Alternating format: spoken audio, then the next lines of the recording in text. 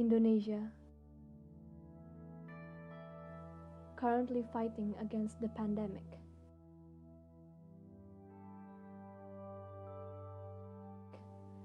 The government, citizens, everyone feels the impact. The economy is currently in ruin. Could we possibly fight back?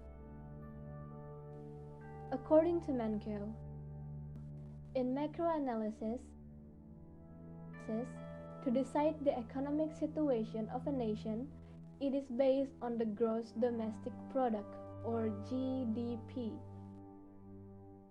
However, even though the GDP increases each year, the economic balance could be affected by another variable. For instance, the 2005 GDP increased by 5.7%, but the inflation was also increased by 18.38%. Because of the surplus offer that causes the market prices to go down.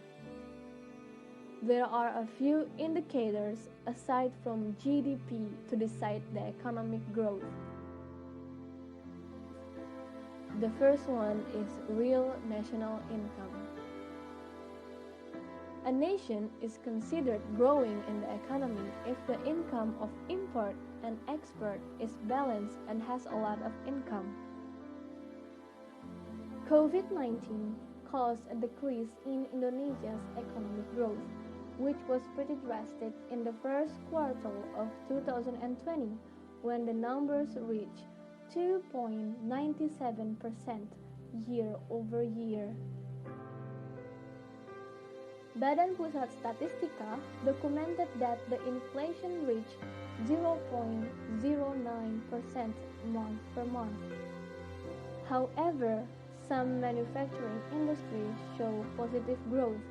For example, the food and beverage industry shows a 3.94% growth despite the decline in food and beverage commodity export.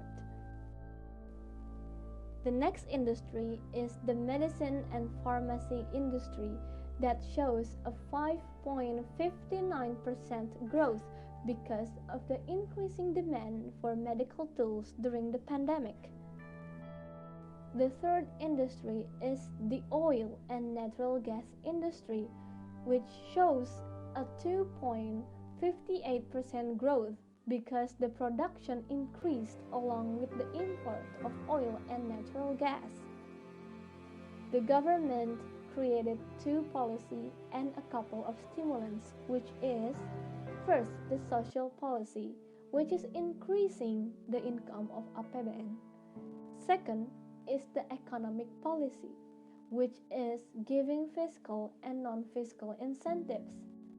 And other stimulants include the release of Perpu number 1 year 2020, the tax policy, and the release of policies in the monetary sector.